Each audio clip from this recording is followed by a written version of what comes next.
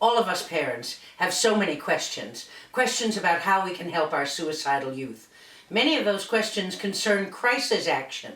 Now, parents and youth and service providers and experts in suicide prevention have come together to share with us what they found most hopeful and most helpful in their journeys, and to reassure us that we are not alone.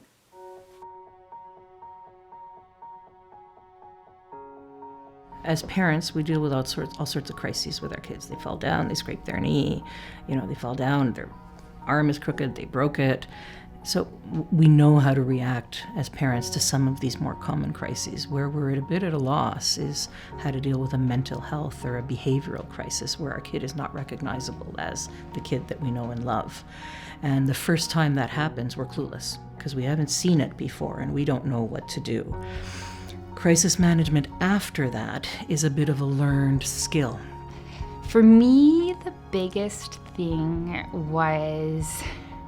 that I found most helpful was knowing that the people that I would reach out to were able to recognize that it was me that was in a crisis and not them.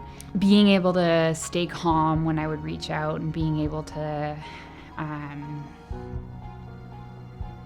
keep their own emotions in check and not have it become like a big panic, and so that as I reached out, it was safer to do so. I think it's really important to recognize that not every crisis means that there's going to be a death or a suicide attempt, that it's a crisis. Generally, it's going to include huge emotions. And those huge emotions are going to come out in huge language or voice or behavior or threats.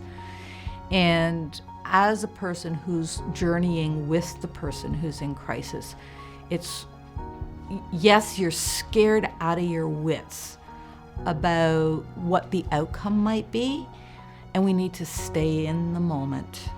And I think it's really, really important that you not go into crisis to the same degree, because then it just becomes a tornado, right? We call it the emotional salad spinner. With both of you in there, it's really, really challenging to navigate anything. So it's about taking a deep breath and going, okay, we're going to get through this. So how do you prepare for crisis? Understand that it is likely to happen, and talk about, when everyone's calm, talk about how will we respond? Write it down.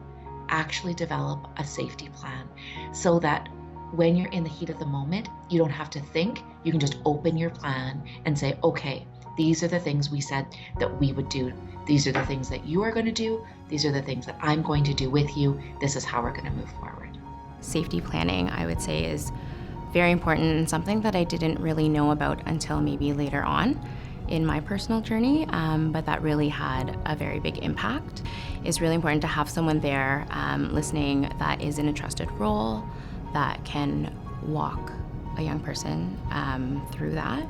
And it's kind of like riding out the storm. You just hang on, you do what you can, you support them, you hope that the groundwork that you've done before that period or between periods is enough that you have this mutual respect that will allow you to get through this really difficult period together and move forward in a way that hopefully if you have to go through it again, it won't be as challenging.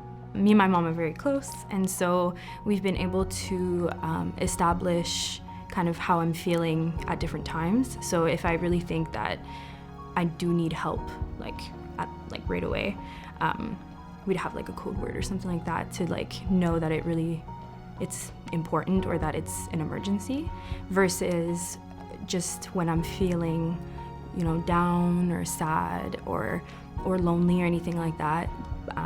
But because we are very close, I'm able to, go see her and tell her when I'm feeling like this, so that she can help me in the way that she helps me. Empathizing is critical. It took me a little while to figure that out. Initially, I wanted to just solve the problem myself through various means, and quickly realized that wasn't really gonna work that way. So just to be there and help them through the crisis. And it's not easy. It takes a long time. It takes a lot of stamina, and but persistence is key. When they're in crisis, they're not behaving or saying things that they would normally say, and it's got to be water off a duck. You cannot let any of this stuff stick to you. It's not meant to be taken personally. It's just where they're at and what they need to do to get through whatever they're feeling. And so you have to, as part of your support role, you just have to let stuff go. It is a time-limited event. It doesn't feel like that when you're in it. When you're in it, it feels like it's just going to suck you into a black hole forever. And so one bit of advice for parents is to somehow find a way to ground themselves and remember this is going to pass. I'd say that every crisis is temporary. It may feel really rough in the moment. It may feel chaotic. But if you have the right system in place, the right support system in place, knowing that you could just really ride the wave and, surpass that mountain, and that it's going to end soon, gave me hope mostly, yeah. Visit the resources on Plio's website at plio.on.ca for more information on this important topic. And please reach out, because you know that together we can do so much to help our families move forward.